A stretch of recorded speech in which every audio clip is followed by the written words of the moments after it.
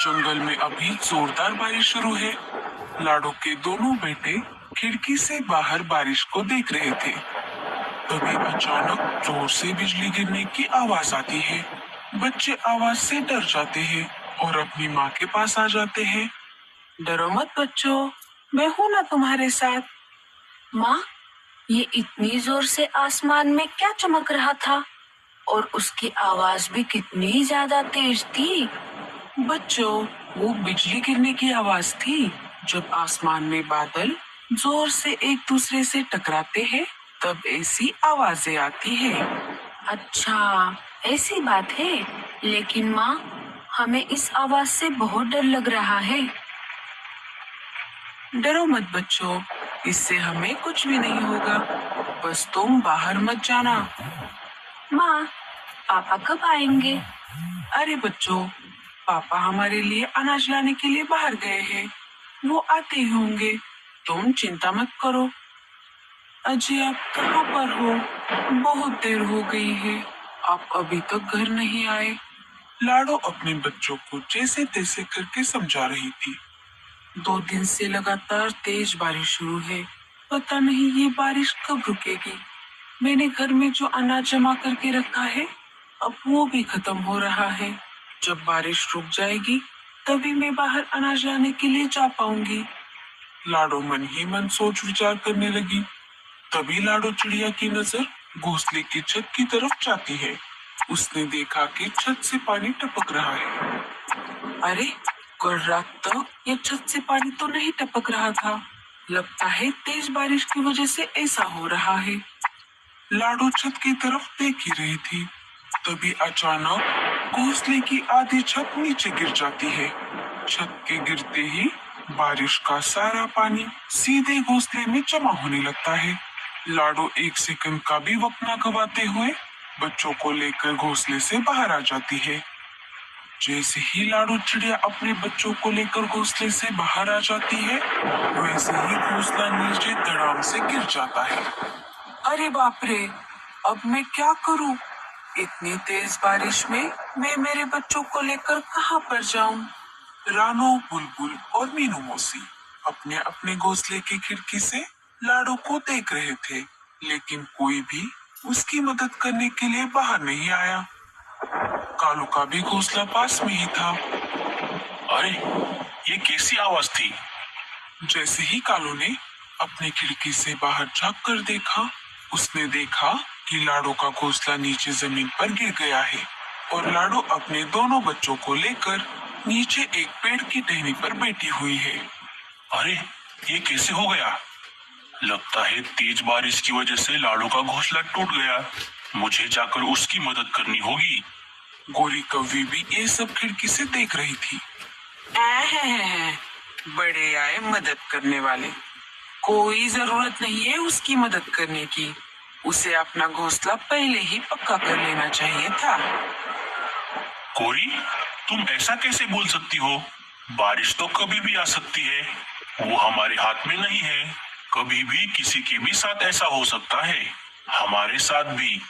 क्या तुम्हें याद है जब हमारा घर नहीं था और तेज बारिश हो रही थी, हम लाडो से मदद मांगने के लिए उसके घर गए थे। लाडो, अरे ओ लाडो, दरवाजा खोलो, हम मुसीबत में हैं। कौन है? अरे मैं हूँ कालू। अरे कालू भैया, आप यहाँ पर कैसे? लाडो, बाहर बहुत तेज बारिश हो रही है। हमारे घोंसले में बहुत पानी आ रहा है। क्या तुम बारिश रुकने तक हमें तुम्हारे घर में पनाह दोगी? हाँ कालू भैया, अंदर आइए। तब तो तुम बिना सोच विचार किए अंदर चली गई थी और तब तो तुमने कुछ भी नहीं कहा। आज जब हमें उसकी मदद करने का मौका मिल रहा है, तो तुम मुझे मना कर रही हो। हटो, मुझे जाने दो।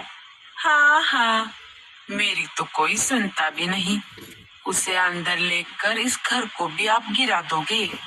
कालू बाहर जाने के लिए घोंसले का दरवाजा खोलने लगता है, लेकिन दरवाजा नहीं खुलता। अरे, ये दरवाजा क्यों नहीं खुल रहा? शायद बारिश के कारण ये फूलकर जाम हो गया है। अब मेरा मुंह क्या देख रही हो?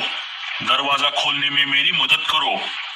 ओए माँ, मर गए रे।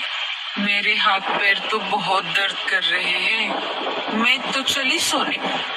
डुगू बेटा, आओ मेरे पास।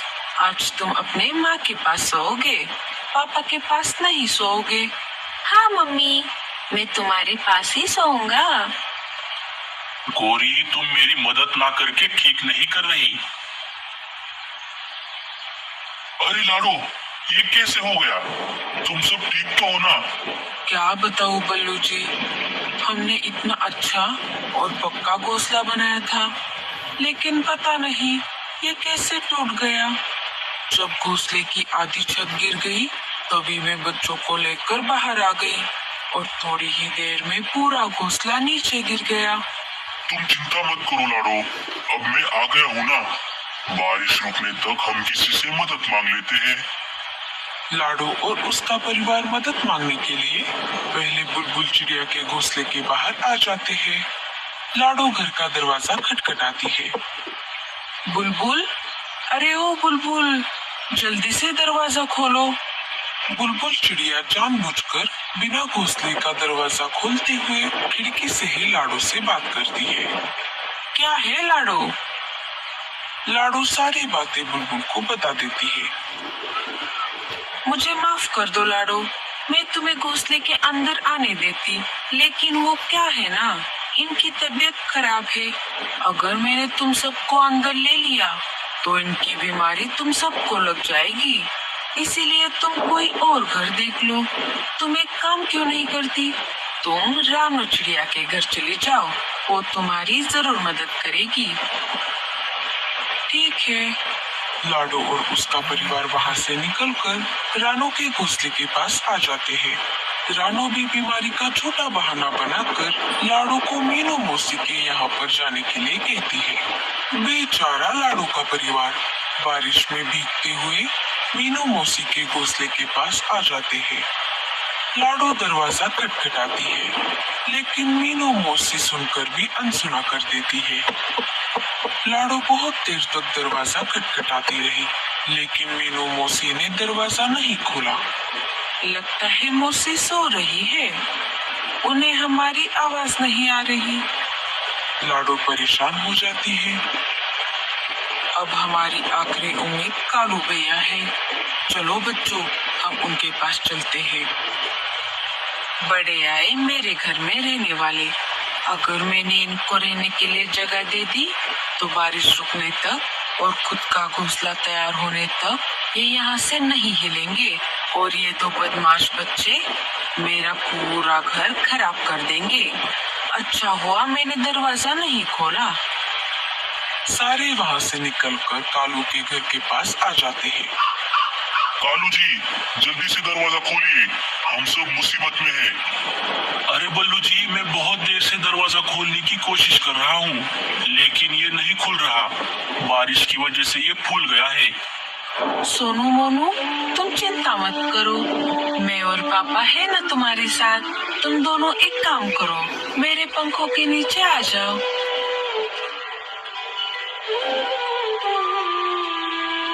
गौरी, तुम इतना कठोर कैसे हो सकती हो? ये कोई टाइम है सोने का?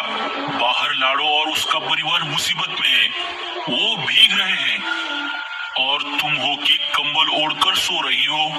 उठो और दरवाजा खोलने में मेरी मदद करो। मैं कोई मदद नहीं करने वाली। अगर तुम फिर से मुझे नींद से उठाओगे तो कल सुबह होते ही मैं मेरे मायके चली जाऊंगी। कालू मन ही मन बात कर रहा था। अब मैं क्या करूं? लाडो ने उस समय मेरी मदद की थी, लेकिन अब जब मेरा उसे मदद करने का समय आ गया है तो मैं उसकी मदद नहीं कर पा रहा। तभी अचानक जोर से बिजली गिरने की आवाज आती है और उसके भी घोंसले की छत नीचे गिर जाती है। कालू कौवा घोंसले के बाहर गिर जाता है। गोरी और डुग्गू अंदर फंस जाते हैं। गौरी, डुग्गू। लाडो, बल्लू और सोनू मोनू ये सब देख रहे थे। सोनू मोनू, तुम यहीं पर ही रुको। लाडो और बल्लू जल्दी से कालू के पास आ जाते हैं और फंसे हुए गोरी और डुग्गू को निकालने की कोशिश करते हैं। जैसे तैसे करके वो दोनों को बाहर निकाल लेते हैं। गोरी और डुग्गू को गहरी चोटें आई थी, गोरी को अपने किए पर पछतावा हो रहा था। गोरी रोने लगी। लाडो, मुझे माफ कर दो। जब तुम्हारा घोंसला गिर गया था तब मैं बहुत हंसी थी। शायद इसी वजह से ऊपर वाले ने मुझे यही सजा दे दी। ये सब नजारा देखकर रानो, बुलबुल और मीनू मौसी भी बाहर आ जाती है। लाडो, हमें भी माफ कर दो। तुम सब बारिश रुकने तक मेरे घोंसले में रहने के लिए आ जाओ। सारे मिलकर लाडो और कालू के घर को फिर से बनाने में मदद करते हैं और सब हंसी खुशी रहने लगते हैं। तो दोस्तों,